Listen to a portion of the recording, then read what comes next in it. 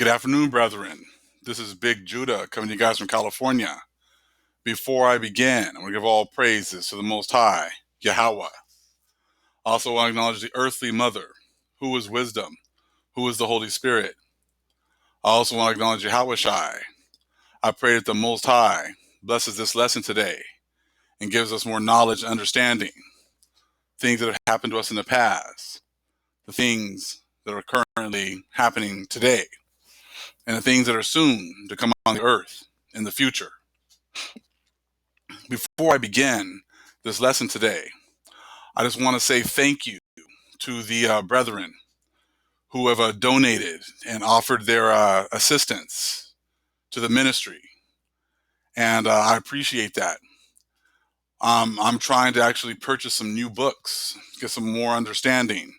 And some of these books are very expensive. The one I'm trying to get right now ranges from $120 to $600. So you can just imagine the kind of information that is hidden in these books. They make a lot of this information very difficult to get to. There's no PDFs, no information. It's just you have to kind of search them out, and then once you find them, many times they cost a pretty penny. I'm also going to use some of the money to actually upgrade some of the equipment that I have as well, in order to be able to continue to produce more effective videos for the Most High. So again, I just wanted to say thank you. And I pray that the Most High blesses anyone that donates and that gives to the ministry in order to do the work that the Most High has set for me to do. Now, with all that out of the way, let's jump into this lesson this evening. We're going to be getting into the prophecy of the 4 horsemen. And I'm going to show through the scriptures and through history how much of this prophecy that you see about in Revelation chapter 6 has already taken place. When you understand how the Most High works, the Most High brings the curses on his people first. He brings judgment to us first. Then at the end, after the Gentiles have built up all this sin and they don't repent, then the Most High just unleashes his judgment on them, with just full abandon. He just goes all out with the with the curses and the punishment that he's going to put on them. But with us, he punishes us little by little, in order for us to, we fall off and he brings us back. We fall off, he brings us back. But what you got to understand is that, when we come into this truth and the Most High sends the Holy Spirit and she begins to give us more and more understanding, we need to reassess many of the things that we've been given, many of the things that we've been taught. We've been taught through the Christian church about the rapture of anybody that believes in white Jesus. We've been taught about, you have to go to church on Sunday. You have to, you have to participate in Christmas, Easter. You have to do all these certain things, and come to find out, we all know that all of that is just a bunch of garbage. All of that are just a bunch of lies. So when you come into this truth, I can speak for myself. When I first came into this truth, I kind of tiptoed into it, started getting some information. But even while I was learning and studying, I was still attending church, trying to marry the two, trying to marry the truth with the church, thinking that I could somehow continue going to church even while I was learning about the truth. And you'll soon realize that both of these don't mesh. You can't be a Hebrew Israelite and then still practicing Christian doctrine. It's not mutually exclusive. They're mutually exclusive. They cancel each other out. There's no way you can do both. So once many of us realize that, as far as the truth is concerned, that you got to make a choice to follow the Most High or to follow the deceiver. Now, the same thing is applied to prophecy. They're basing prophecy off of the fake people that's over in Israel and the Middle East today. Everything in prophecy revolves around the people that have nothing to do with the book. So when they're talking about Gog, Magog, is that really talking about the people that are over there? Or is that talking about the people that are over here that have suffered through the curses? When they're talking about the rapture, the movement of the people, is that talking about the Christian church? Or is that talking about the Most High's chosen seed? When you're talking about the prophecy of the four horsemen and the plagues they're going to bring on the earth, is that something that's talking about, the judgment they're bringing on the Most High's people or the whole world? I'm going to show this evening how the four horsemen were released on the Most High's chosen people over here in the Americas. And I think that by the time we finish this video, it'll be very clear that the Most High is going to do the same thing again. The first time, the four horsemen were released on us for us breaking the law, statutes, and commandments. The Most High warned us that if we fell off, this is what was going to happen.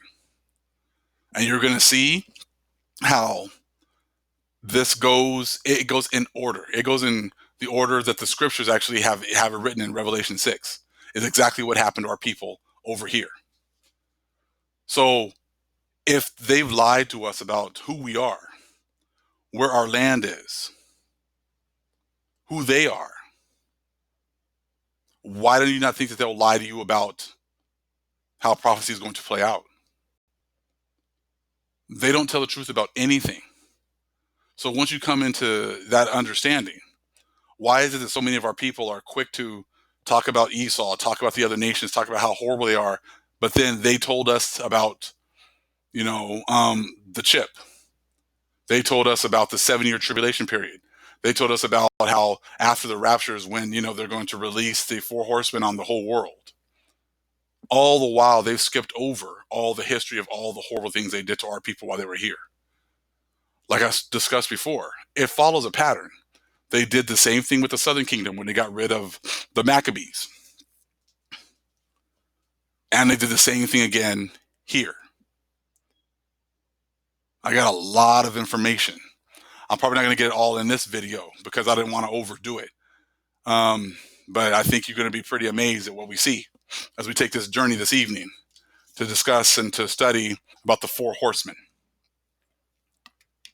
of the apocalypse and how they're released on us first. Got a couple of pictures here. It has some pretty cool pictures, and if you look at it, you got the four horsemen being released. And what they bring with them, look in the top left. They brought their Christianity. They brought their God over here. They probably represent it a little bit different here when you're talking to Christian pastors and how they're trying to represent it. But these people brought death, disease, pestilence, and their religion across the waters to our lands over here. And this was a really pretty powerful representation of them bringing those four horsemen over here to our lands.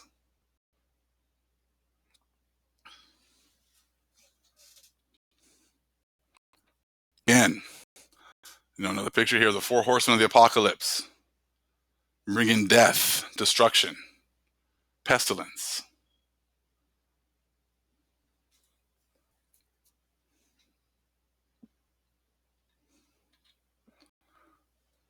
I just thought these were some pretty powerful pictures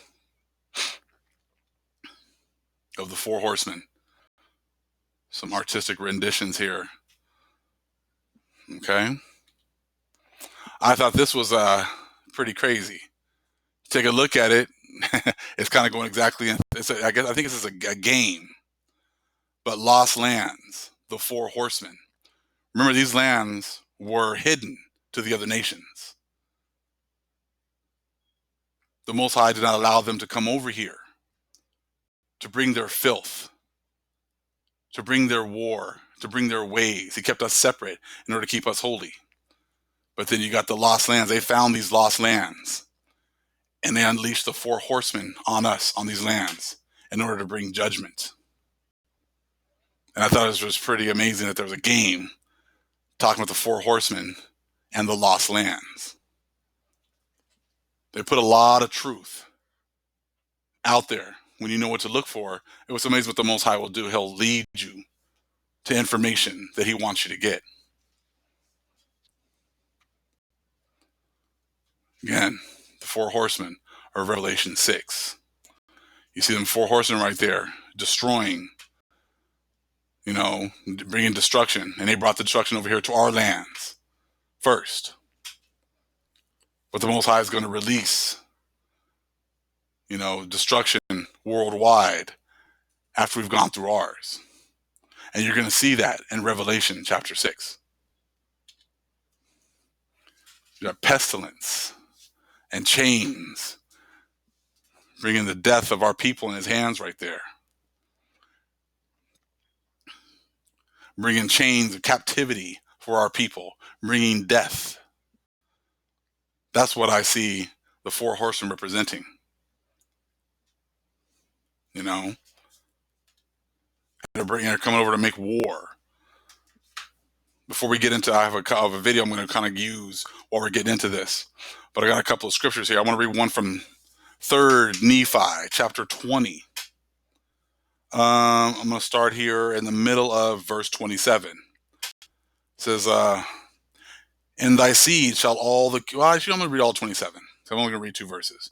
And after that ye were blessed, then fulfilleth the Father the covenant which he made with Abraham, saying, in thy seed shall all the kindreds of the earth be blessed, unto the pouring out of the Holy Ghost, through me upon the Gentiles. Okay, which blessing upon the Gentiles shall make them mighty above all, unto the scattering of my people, O house of Israel. So the Most High sent his Spirit to make this one group of Gentiles more mighty above all the other Gentiles. And that group was going to scatter the Most High's chosen seed to the 4 corners. But what does he say about this group of Gentiles? Check this part out. And they shall be a scourge unto the people of this land. And that's exactly what they were.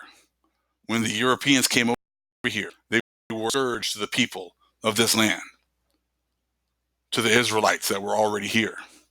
They were a scourge, and that's what it talks about them being. He raised them up to be a scourge. He raised them up to fulfill this prophecy about the 4 horsemen.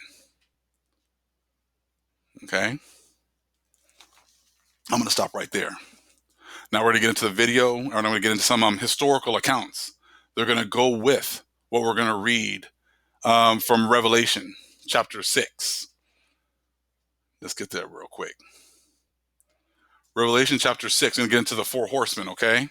So I'm going to start it real quick. Let me get over here to the video.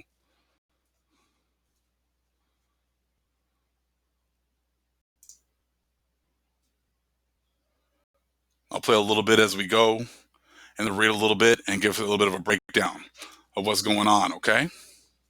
We're going to be reading some from, a lot actually, from the American Holocaust.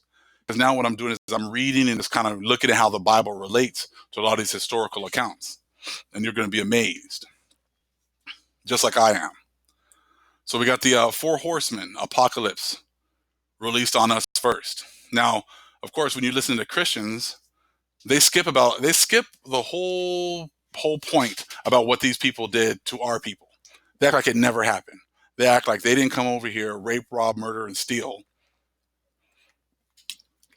That didn't matter. Only thing that matters is if it's going to happen to them. And if it's going to happen to them, they're going to be raptured away and they don't have to deal. But that's not true. The Most High is going to bring it. He's going to be bringing it to everyone else that does not accept the truth and not accept their place. Right here it goes. The Christian apocalyptic vision is that the 4 horsemen are to set a divine apocalypse upon the world as harbingers of the last judgment. And they bring the last judgment first to the Israelites. This is our last go around. This is our last judgment of going through slavery, in and out of slavery. So they're correct as far as it being a harbinger of the last judgment. But this is the last judgment for the Israelites, his chosen seed. because we've been going in and out of captivity for thousands and thousands of years. So let's check out this part right here.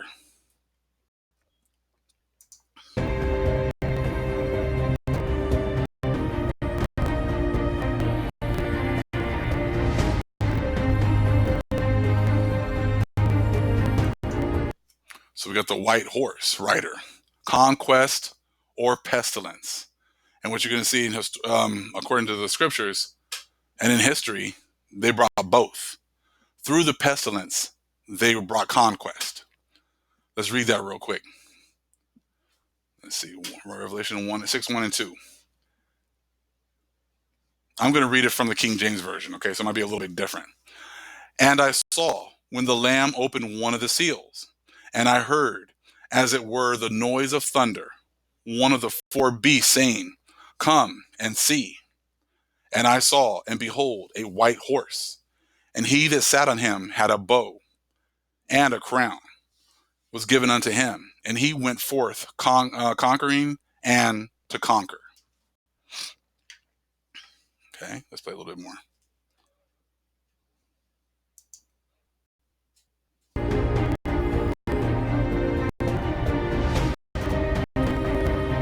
If you take a look at him, he kind of looks like one of those Spaniards.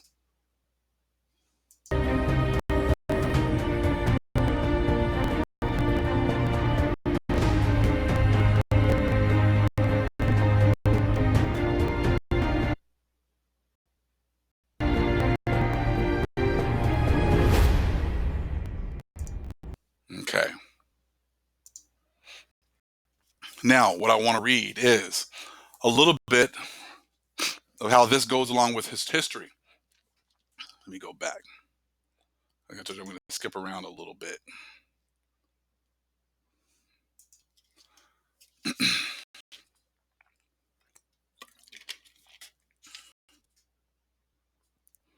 Okay. Let me get this here. Page 67. I'm reading again from the American Holocaust, a book by David E. Stannard. Let's see.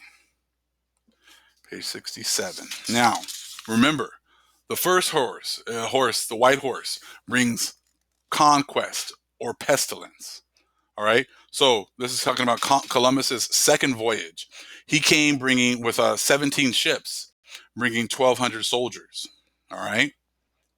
I'm going to read a little bit here. It goes, Columbus's second voyage was a true beginning of the invasion of the Americas. The royal instructions authorizing the expedition had directed that the finest ships in Andalusia be outfitted for the trip, and that they be commanded by the most expert pilots and navigators in the realm. 17 ships made the voyage, and aboard those ships were more than 1,200 soldiers, sailors, and colonists, including a cavalry troop of lancers and half a dozen priests. So you're just bringing 6 priests, but you're bringing 1,200 soldiers, but you're coming to spread the word of God, right? Okay. All right. Along the way at the Canary Islands, some other passengers were boarded. Goats and sheep and cattle and 8 pigs were placed on deck and in the holds below. In early January of 1594, the fleet arrived at the place on the northern coast of Hispaniola that Columbus had chosen to build his New World capital, his town of Isabella.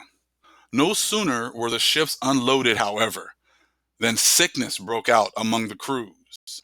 It quickly spread among the natives, who had come to greet the ships with gifts of fish and fruits, as if we had been their brothers, recalled one of the men on board.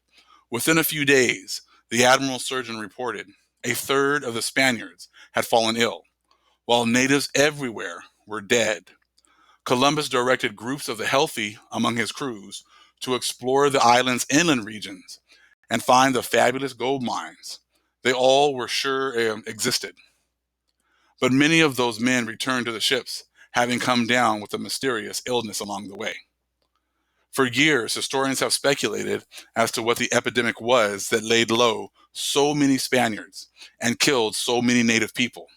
Carl Sauer thought it might have been some sort of intestinal infection, while Samuel Eliot Morrison diagnosed it as either malaria or something caused by drinking well water. and eating strange fish. It was none of those things. It was the Most High bringing judgment to our people.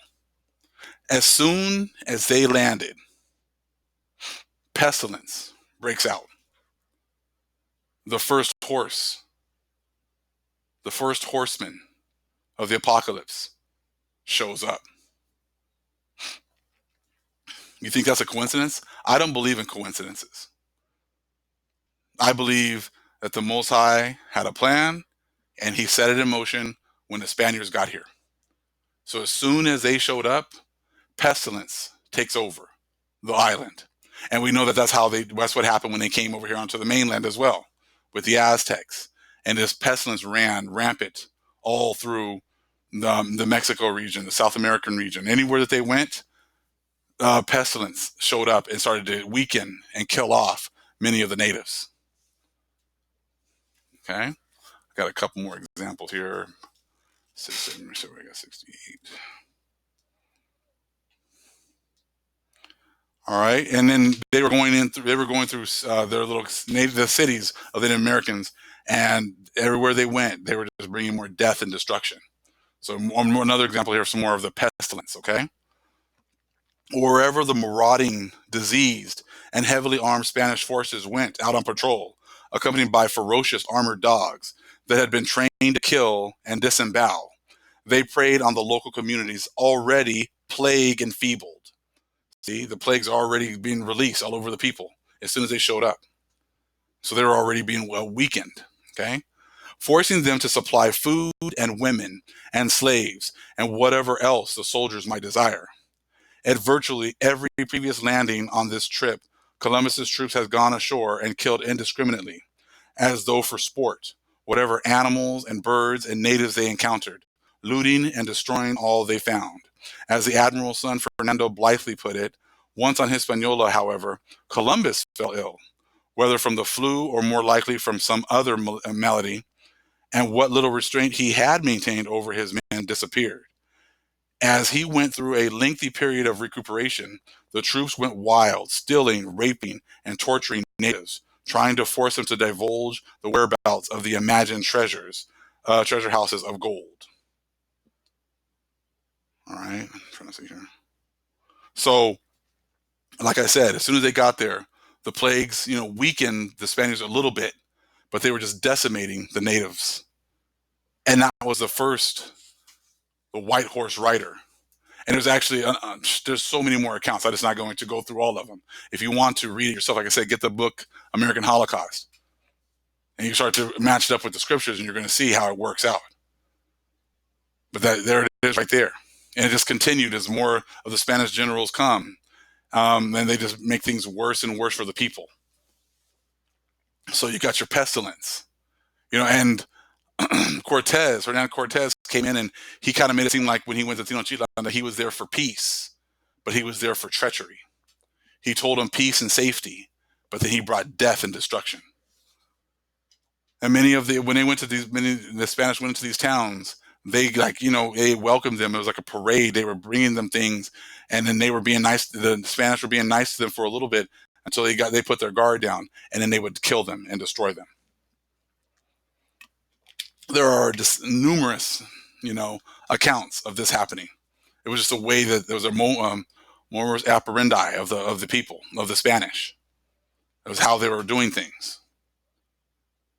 So you got your first one, conquest or pestilence. So through this pestilence, they were conquering. First horse, okay? Let me skip on up to the next one.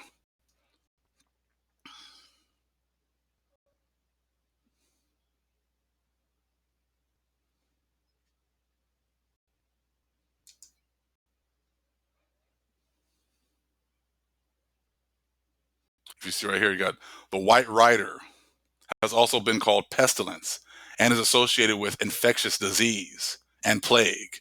And that's exactly what they brought, the infectious diseases and plagues.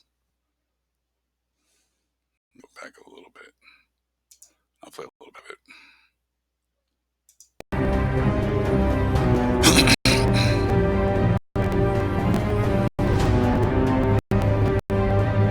All right, so the next one, the red horse rider, is war.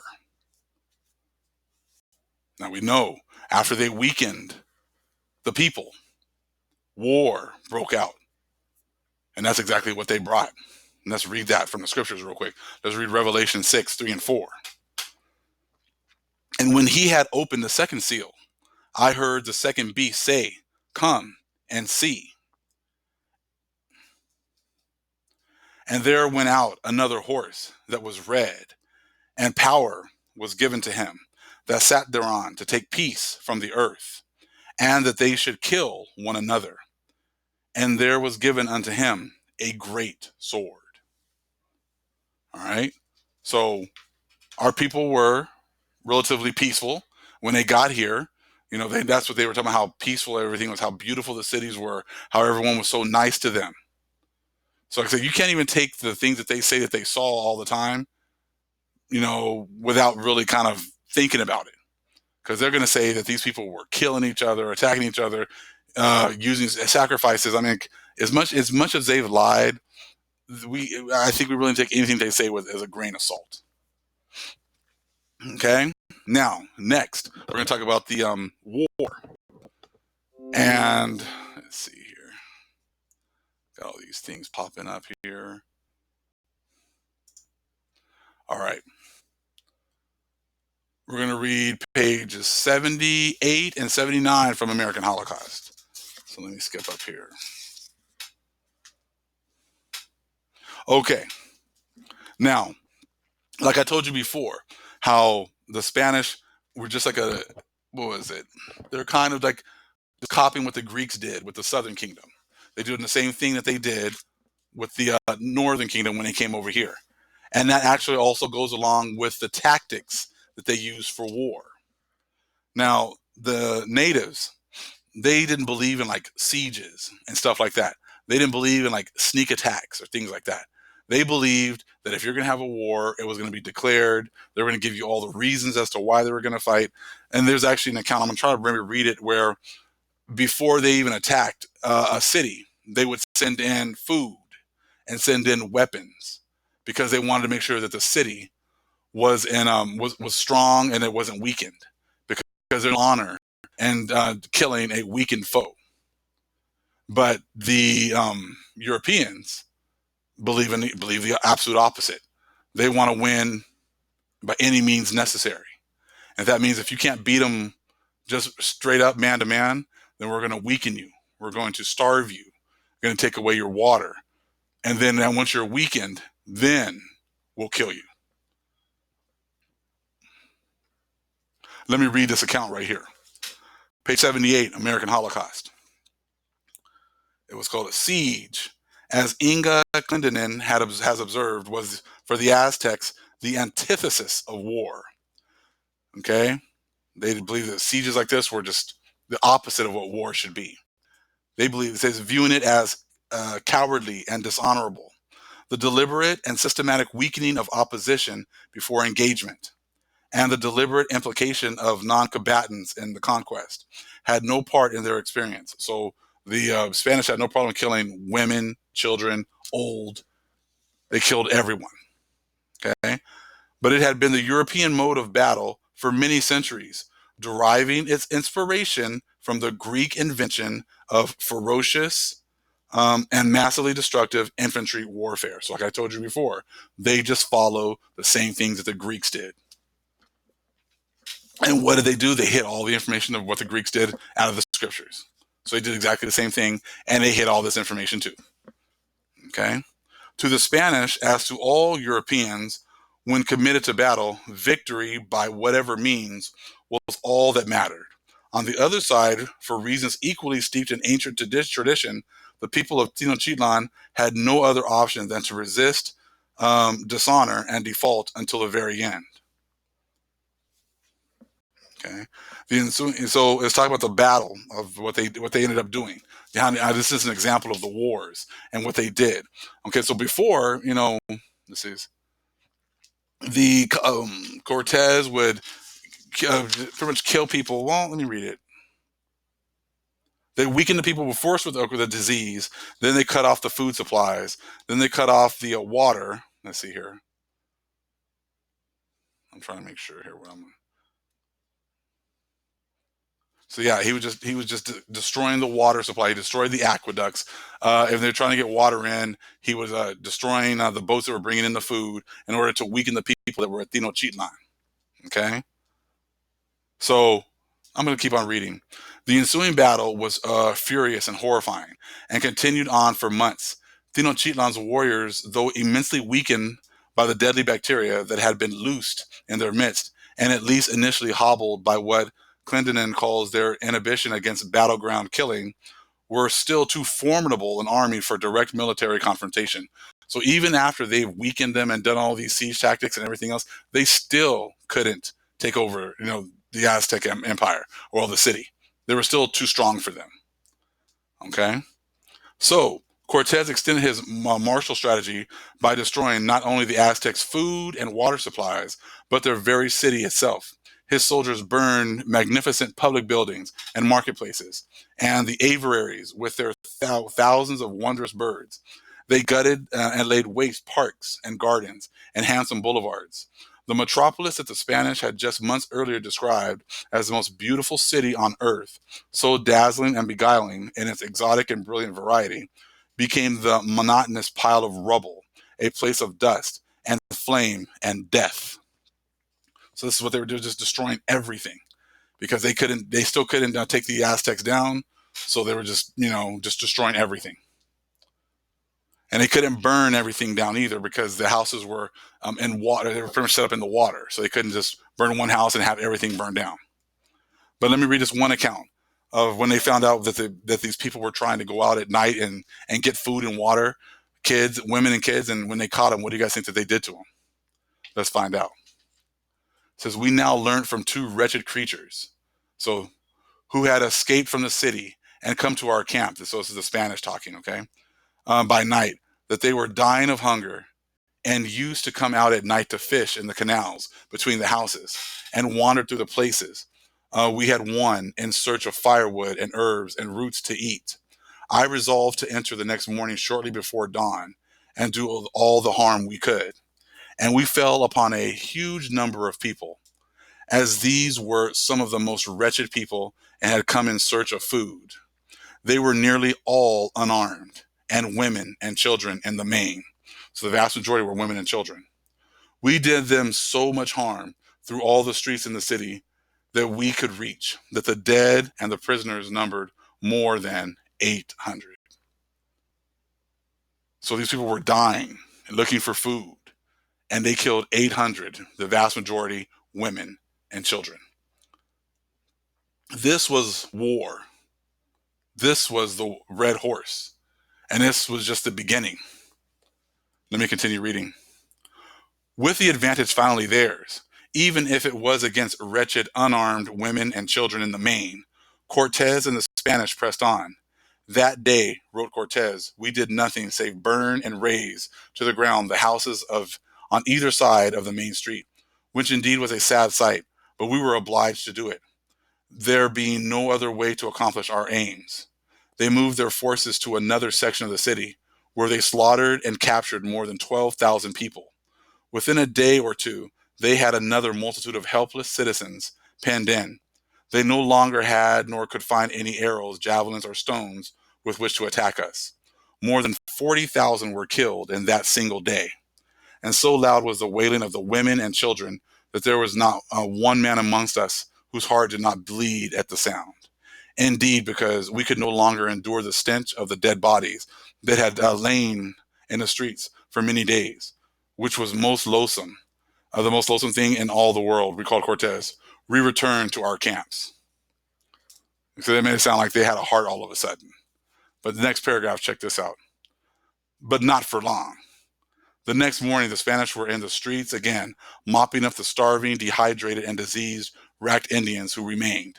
I intended to attack and slay them all, said Cortez, as he observed that. Let's see, I'm going to read this one part here where he says, this is what Cortez is saying.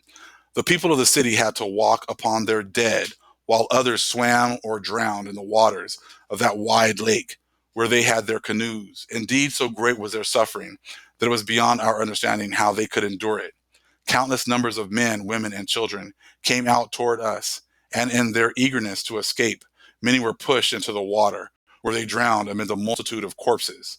And it seemed that more than 50,000 had perished from the salt water they had drunk, their hunger, and the vile stench. And so in those streets uh, where they were, we came across such piles of the dead that we were forced to walk upon them. So you got your dead bodies everywhere, dead bodies in the streets, no one burying these people, just like it talked about in Revelations chapter 11.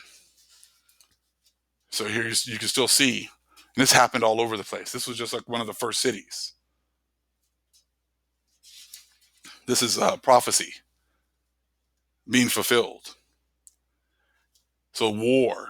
So we started out with pestilence, that white horse, and conquest. They came to conquer. That's why they said they sent so many 1,200 troops and all those ships. They came to conquer. And the Most High brought that pestilence first. Then war popped up. That's the second one. This is what happened. I mean, it's totally in order of what the scriptures say. The next is going to be, we're going to read about the black horse and famine. Skip on up here. Well, I'll play a little bit of this.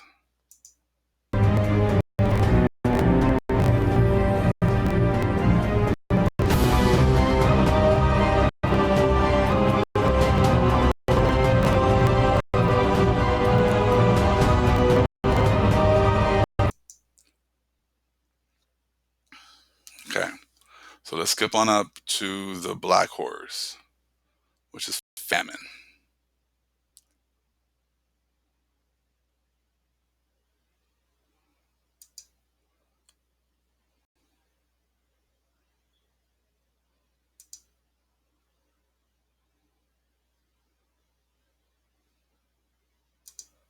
All right, here we go.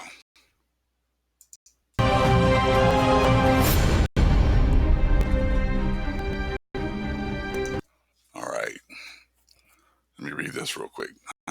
Revelation 6, 5 and 6. And when he had opened the third seal, I heard the third beast say, "Come and see." And I beheld, and lo, a black horse. And he that sat on him had a pair of balances in his hand. And I heard a voice in the midst of the four beasts say, "A measure of wheat for a penny, and 3 measures of barley for a penny. And see thou hurt not the oil and the wine." Okay.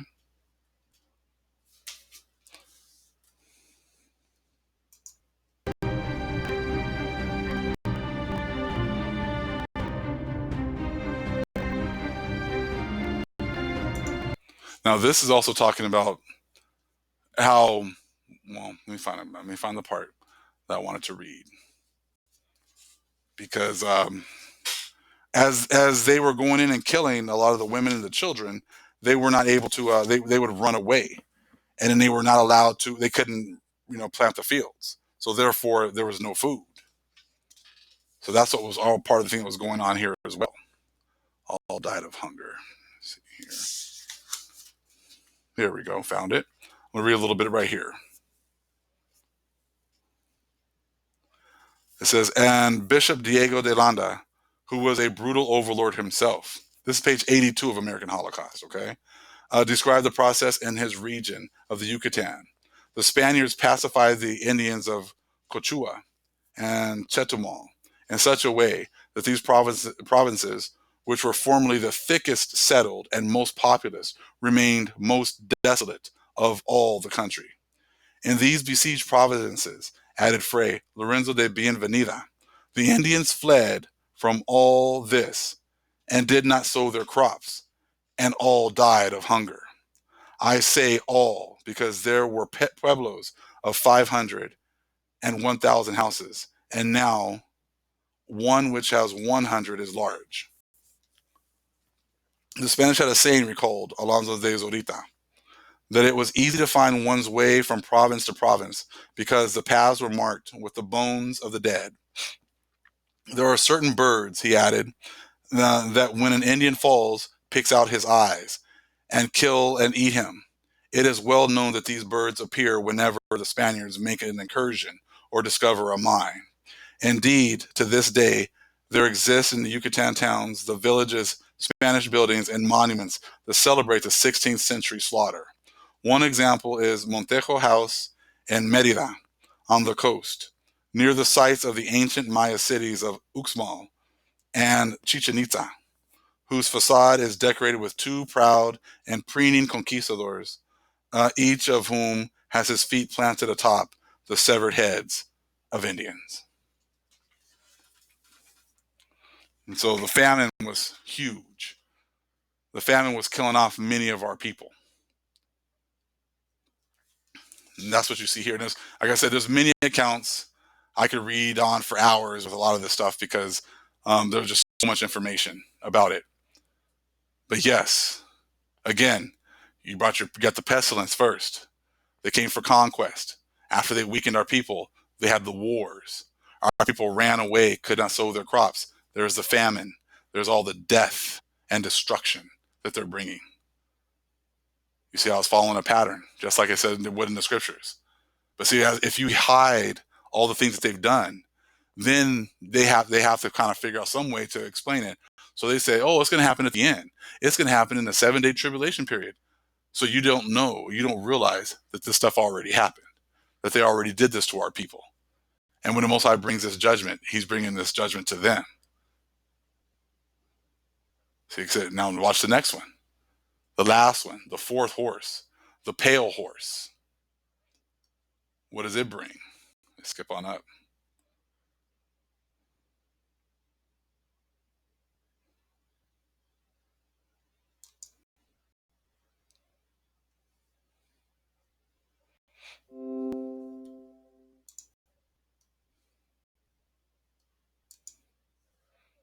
Okay.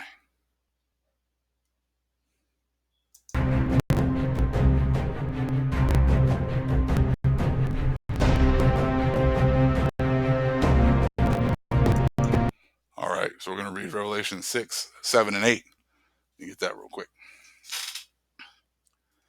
And when he had opened the fourth seal, I heard the voice of the fourth beast say, come, see. And I looked, and behold, a pale horse, and his name that sat on him was Death, and hell followed with him. And power was given unto them over the fourth part of the earth, to kill with sword, and with hunger, and with death, and with the beasts of the earth. Did they not do that? Kill with the sword. That was Esau's blessing. Kill with hunger, the famine, by making our people run away and not sow their fields. And with the beasts of the earth, their war dogs that they used to kill, the beasts of the earth. This is all fitting biblical prophecy to the T. Perfectly. I'm going to read a couple of accounts, again, out of the American Holocaust. I'm going to start on page 84.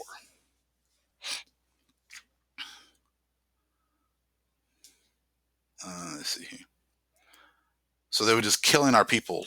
There's just millions and millions and millions of people. Let me read a couple of the accounts of how many people they were killing, okay? The pale horse rider. But overall, in central Mexico, the population fell by almost 95% within 75 years, following the Europeans' first appearance. From more than 25 million people in 1519 to barely 1,300,000 in 1595. And these are just their numbers, so who knows if there's only 25 million people here. And central Mexico was typical, even using moderate estimates of the pre-1492 population in southeastern Mexico. The number of inhabitants dropped from 1.7 million to less than 240,000.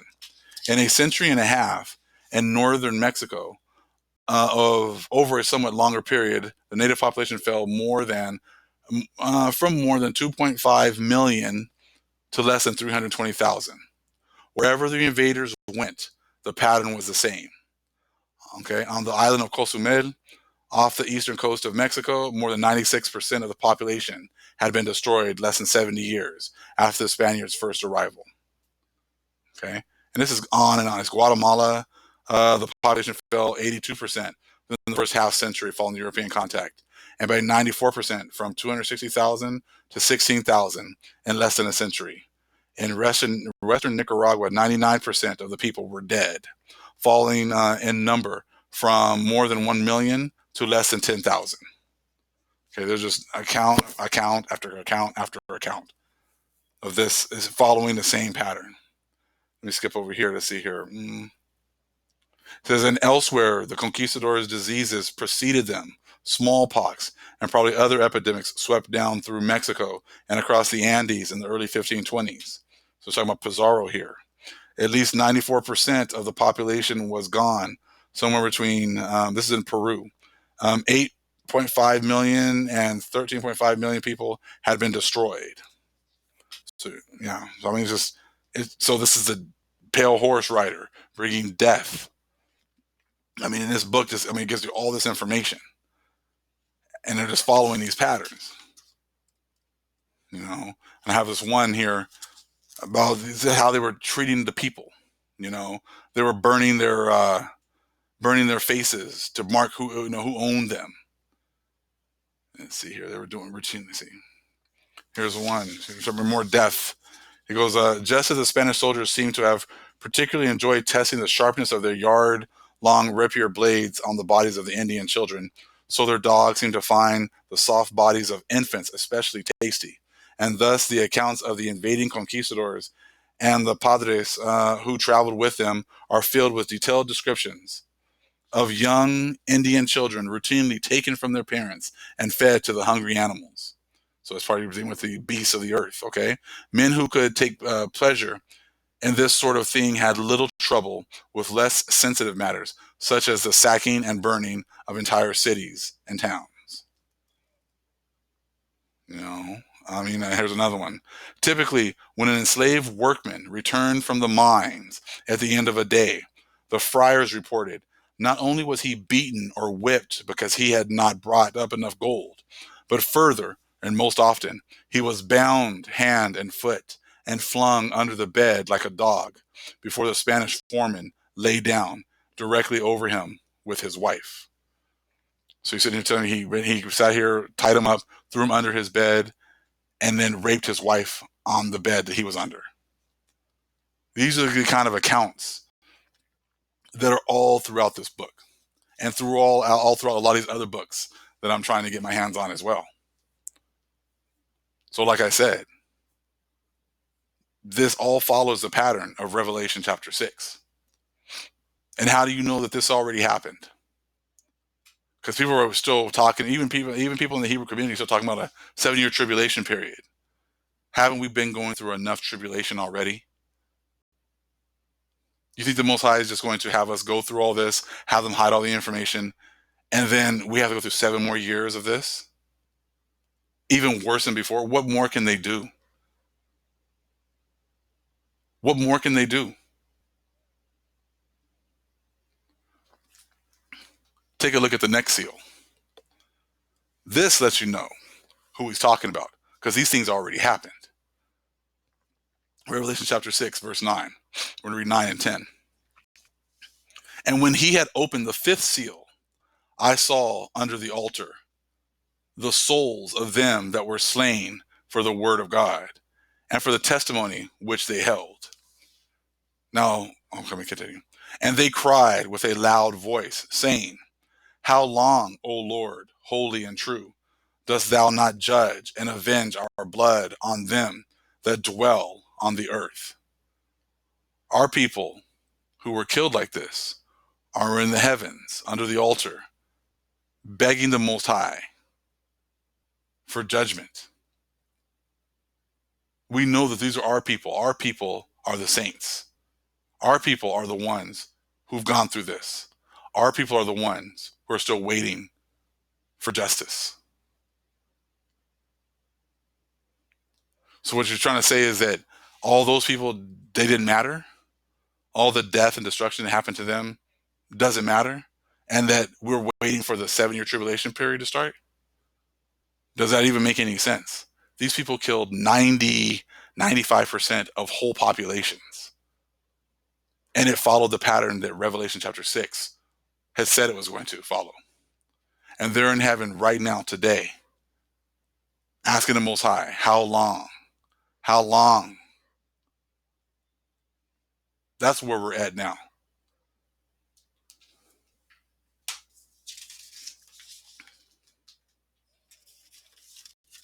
These other nations, because they've had all this information hidden from them, they still think that we got so much time.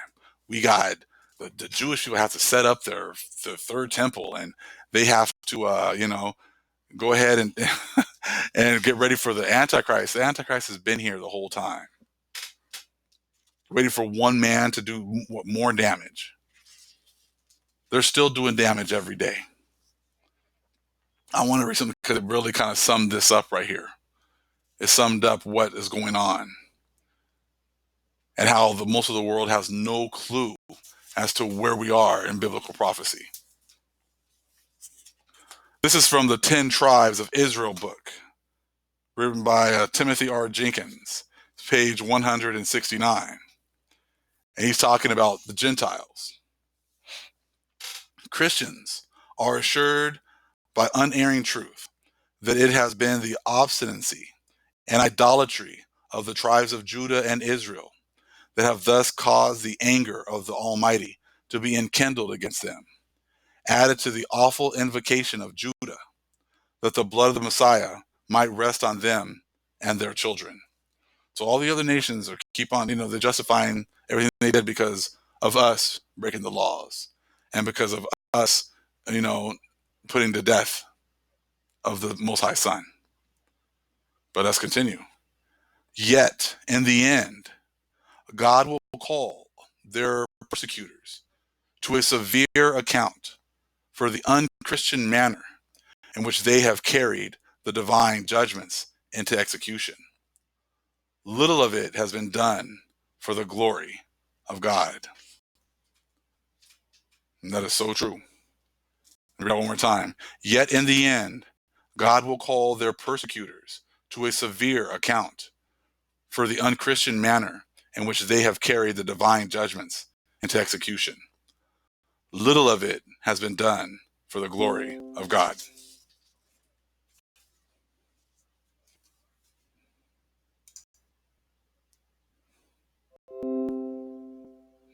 Goodness.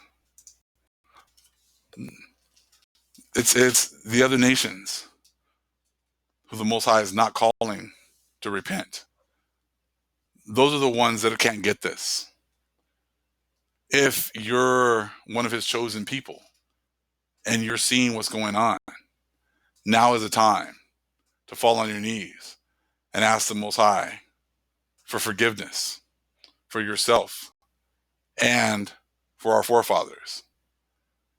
If you're possibly a Gentile and the Most High is giving you this information and this understanding, it's saying for you, you need to get on your knees, thank the Most High that he's showing you some grace and do what it is that he has instructed you to do. Time is very short.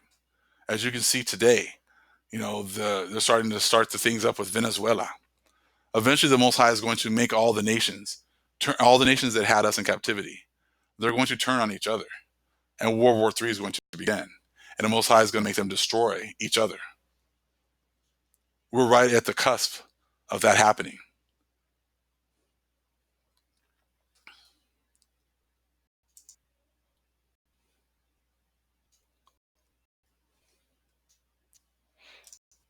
Okay?